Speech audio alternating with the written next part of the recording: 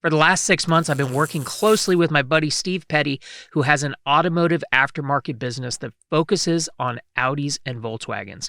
So I've been out of the car scene for a little bit, and I thought it was perfect time for me to take a trip to the SEMA show 2021 and see what was new on the scene. So long story short, there was the things that I would expect. There was a whole bunch of street rods and Euro tuner cars, like, the normal stuff.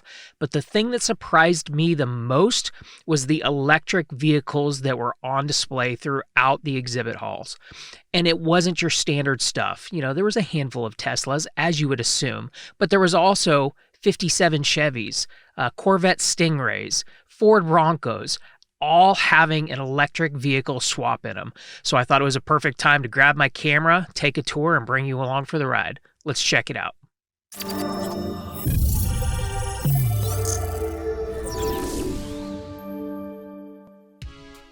I've been attending the SEMA show for the last 20 years, and every time I attend, it amazes me that the show keeps getting better and better. Electric vehicles dominated the scene this year.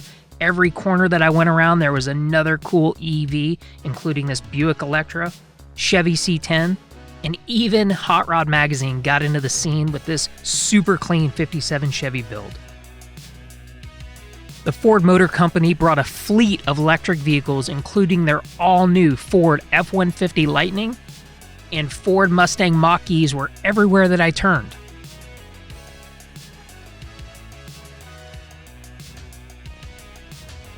There were a handful of Teslas sprinkled throughout the exhibit hall, but what I found to be the coolest was a Baja truck that was outfitted with a full EV setup, a land speed vehicle. Everywhere I turned, there was another electric vehicle, and it was super cool, including the Ford Mustang Mach-E race car. This thing is obviously badass, and I can't wait to see it dominate the track. Your options for electric vehicles are limitless.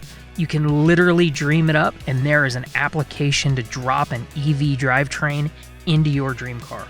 My favorite was this 85 Chevy Square Body that had a full Tesla running gear. It was absolutely amazing.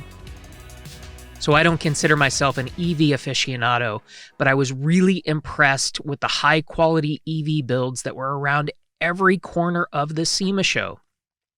In the days following my return, I've probably found another dozen electric vehicles that were at the SEMA show that I totally missed. There was a really cool 70s Mopar that had a full electric drivetrain.